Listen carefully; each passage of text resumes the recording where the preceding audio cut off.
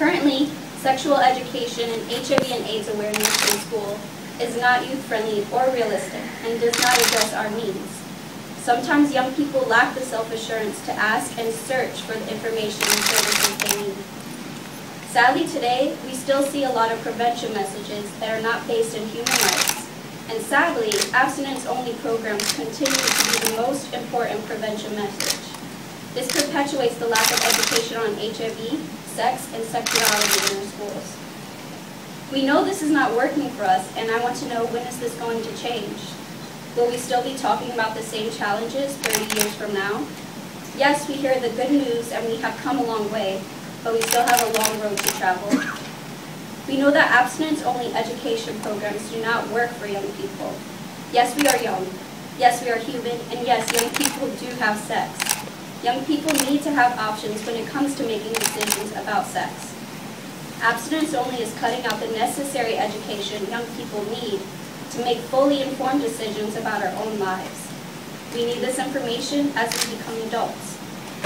If the education is not gained in adolescence, it leads to a lack of information in adulthood, and this leads to more stigma, which we know is a key driver of this epidemic.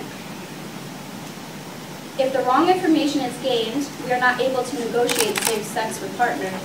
We need to know how to have these conversations. As an adult, it is not always easy to have these conversations.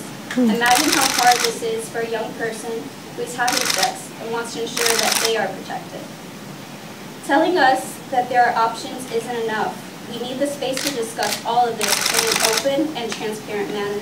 We need comprehensive sex education. What I've experienced in high school is that health education is not a priority. HIV education probably takes up 2 or 3 classes in a year.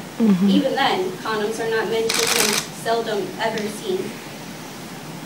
I am one of the lucky ones, as I was able to get all the education I need about the options I have when it comes to the future decisions I will make about sex because of my mother and the work she has done. But for my friends who have so many questions, it's not right that they are answered with, wait until you're married. This is on top of our teachers who struggle to answer our questions. When youth are let down by adults and their education system, they become more greatly influenced by the actions and information their peers have. This is great to promote peer education, but first we have to make sure at least one peer has the right information. We know there are many times when myth is taken as fact. What is most frustrating to me is that we can make these changes, and we must. To end, let me say that youth today need 1. Comprehensive education information on HIV and AIDS. 2. Knowledge and skills on how to prevent themselves from contracting the virus and how to prevent further infections. 3. To be able to assess the risks, weighing up the pros and cons of abstaining, delaying sexual intercourse, or beginning a sexual relationship. 4. Self-efficacy, to feel that they will be able to follow through with decisions that they make in regard to their sexual and reproductive health. 5.